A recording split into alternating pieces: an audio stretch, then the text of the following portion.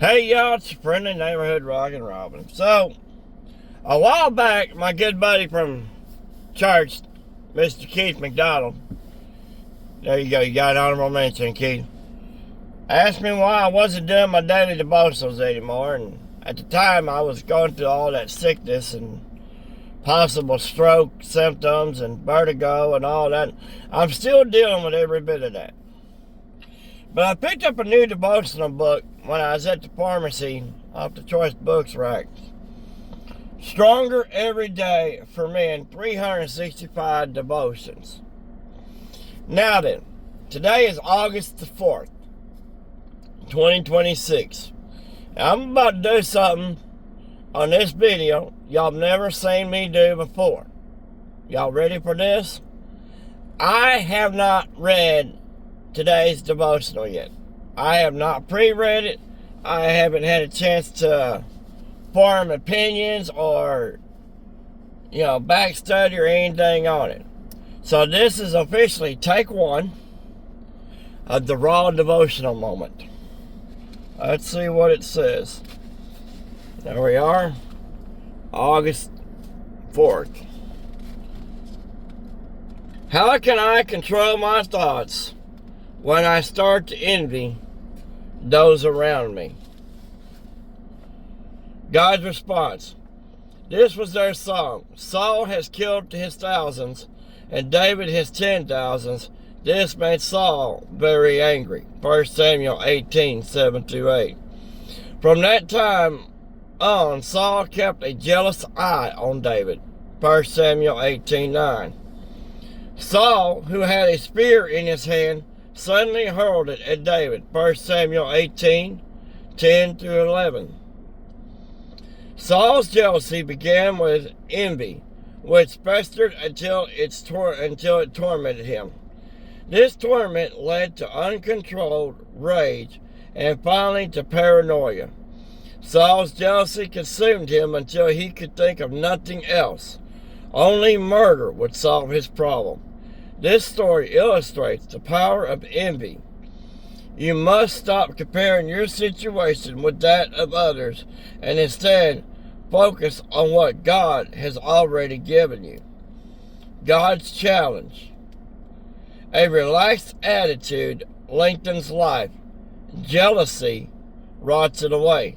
Proverbs 14:30. When I compare my life to others around me that are vastly more successful financially, in their relationships, got more friends, bigger Facebook following, bigger YouTube following, or whatever. When I first started this YouTube thing, I used to look at my subscriber count 2-3 times a day. Not a day, but a week. And I was getting very discouraged and upset. But then all of a sudden something started happening and I was exploding on Facebook. Okay. So God closed one door. Not completely closed it, but it's not bringing the people through the door that it should. But He opened up my Facebook and I don't know how many followers now. I've got over almost 300 friends. I have practically nothing but religious content coming across my Facebook every day. Every time God convicts me on something I don't need to be watching, I hit the X and block it from coming up on my Facebook again.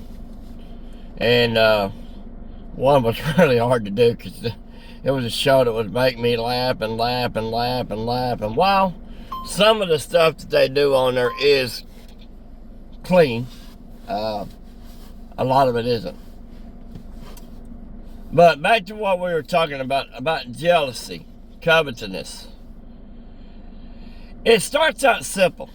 It starts out small with, well, I kind of wish I had it as good as them, but I'm content with what I got.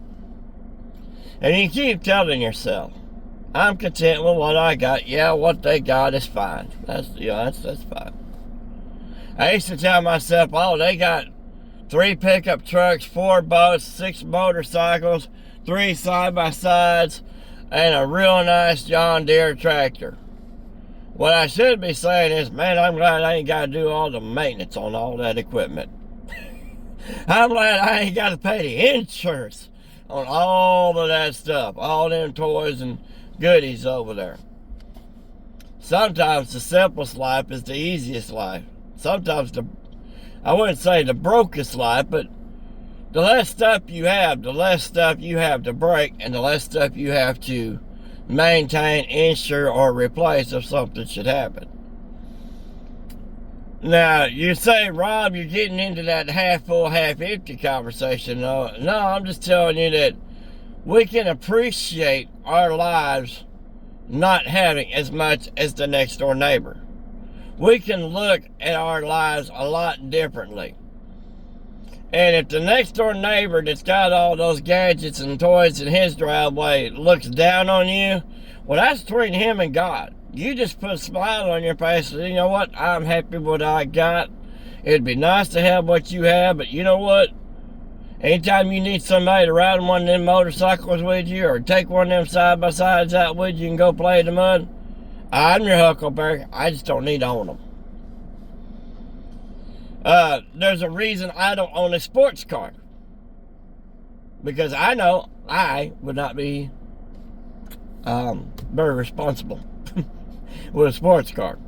So, a lot of times jealousy, we're desiring things that other people have that we ourselves would never be able to handle owning, operating, or whatever.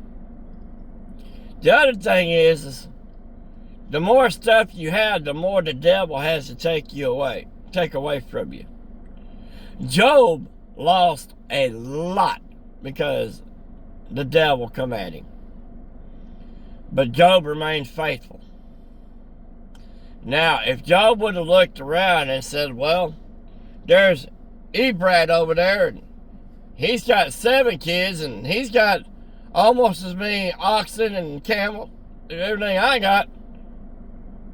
Well, I'm jealous because God ain't letting this happen to him. Now you're mad at God because, you know, you're jealous over Abram doing better than you right now because you were better than him. But now he's got more than you got. It's okay not to have everything that everybody else has. It's okay not being able to go and do a lot of things that everybody else gets to do. But I love to take my wife on a cruise to Alaska or even to the Caribbean, or, you know, take her on weekend flight trips around the country, or take a 15-day vacation like one of my relatives just did. I'd love to do that. But my life is not programmed that way because it doesn't need to be. Me and my wife can take little trips just by watching TV. You know, we love our shows that we watch, our feel-good movies and whatnot. I mean, at the same token, if I ever had that ability, yes. But I'm not going to kill myself stressing and worrying about not being able to do those nice things for my wife. And my wife is perfectly content with what she's got. She is the ultimate example of contentment. I mean, after all, she could have easily married a rich, good-looking, handsome, intelligent guy, but she's content with having me, who is still handsome, still smart, and still a good guy who treats her well. Do I treat her perfectly? No. Only Jesus can do that for you. So, let me tell you this. Ask yourself the question. Your neighbor that's got all that extra toys in his driveway, how much time does he have to love the Lord, or is he just in love with all of his toys and with his possessions? You don't need to be jealous of that. You need to pray for that, because you've got Jesus in your heart and they don't. And so you need to pray for that neighbor. I love you. Keep that rubber side down, your eyes towards heaven, and your heart in Jesus. I'll see you.